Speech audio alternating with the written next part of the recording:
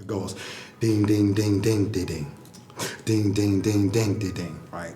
Ding, ding, ding, ba, gana, do, do, ba, gana, ding, da, gana, do, do, da, gana, do, ding, to get, to go back, to get, to get, to get, right? You have the bass drum goes is bambula, boom, boom, boom, boom, boom, boom, boom, boom, boom, boom, boom. Tenor drums, dig it, dig it, bang, dig it, dig it, dang, dig it, dig it, dang, dig it, dig it, dang, dig it, dig it, dang, dig it, dig it, bang, dig it, dig it, dang, dig it, dig it, dig it, dang. Tamarines ringing, check it, check it, check it, check it, check it, check it, check it, check it, check it. So I guess I recall a lot, but what do you recall?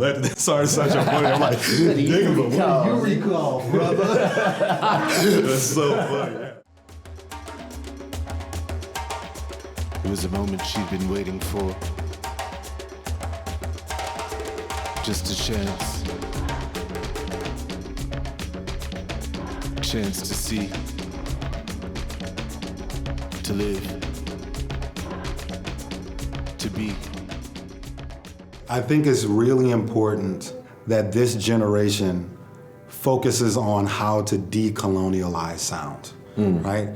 Obviously, the music that we make traditionally, the last 4 or 5 years is kind of coming out of a jazz or creative improvised space, but we call what we do stretch music, which is essentially like a genre blind attempt to acculturate all of these like seemingly disparate musical groups, cultural groups into one space.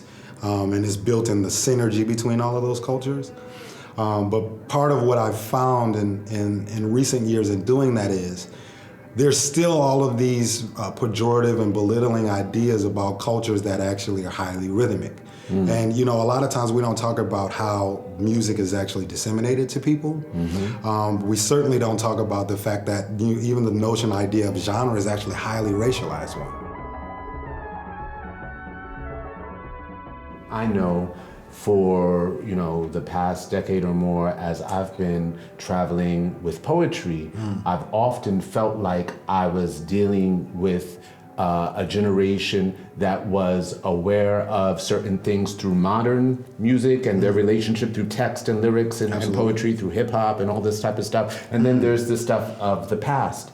And so then was the contemporary poet's job, partially I saw, was in blending and codifying these things and essentially like laying out a new palette, right? A new palette an update, exactly, that represents, and recalls all the things that have been, but also brings it up to date with where we can go.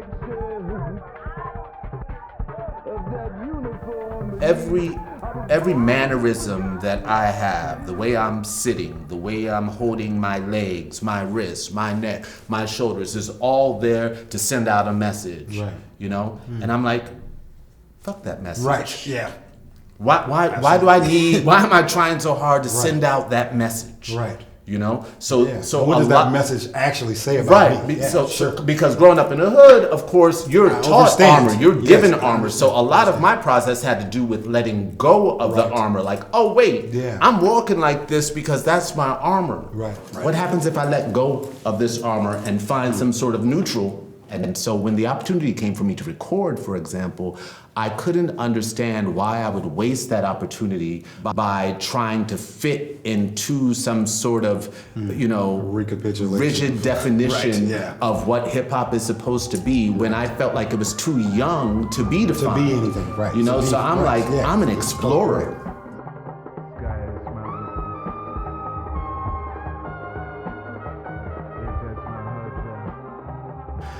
This year has been sort of layered with me kind of checking out a little bit of like analytic cubism, like in this particular form. They take an object, they take it, analyze it, and then re-depict it from multiple perspectives. And so part of what I wanted to do in terms of how we built the tapestry of this record was that what does that do when you apply that concept to sonic architecture, right? How do I re-depict a similar sentiment or the same sentiment in as many ways possible, and then force those depictions in a way to sort of stamp out all of that uncertainty about what the sentiment through sound is. So if I can build a space, a palette, a landscape, a mode of operating that shows that the beauty in that tapestry, that shows the harmony in the rhythms, in a way that translates to someone that might not necessarily have the same pedigree as you or I, then I think that does a lot in terms of being able to turn this thing around and actually show that all of the different cultural groups of music should be respected equally, which for me, this is a really important idea because you can't divorce the cultures of music from the people. Like you said, it's a boundaryless sort of existence within music. I saw you, communicating with a street musician who you didn't see and who doesn't see you, but he heard your horn, and reacted. We were speaking. And there's something there, and there's no like. It's not like that's mine. That's it. Right, exactly. You need to sign this. Right, you need to sign this. You need to sign this right now if you want to play. Yeah, if you want to. It's interesting because his reactions were also so pointed. You could feel that he embraced it. That's the other side of it too. Yeah. I think it's really great to be in this moment where you can potentially contribute something that is so fresh and so new and so modern and so cutting edge, and really what's actually happening is a reinvestment in the old. Exactly, you're rediscovering something. I was trying to get you to read that stuff 20 years ago. Exactly, right. So exactly. So now we know. But it's also one of those things where it couldn't have happened in any other time too. And as I'm starting to get older, I'm starting to feel the weight of those things in a completely different way. And not taking for granted the moments where people try to impart to me. I don't think it really speaks to getting older. I think it speaks more so to just understanding space and our relationship to space and how much of it exists. Sure. Right? Yeah. And so when you hear that stretch of sound and that palette of sound and like and you're really able to like play with and shape it into something, and to have that foundation that you have, that understanding of this culture and these rhythms and these sounds and what they speak to and how they speak and who and what they're calling and the intentionality of all of that.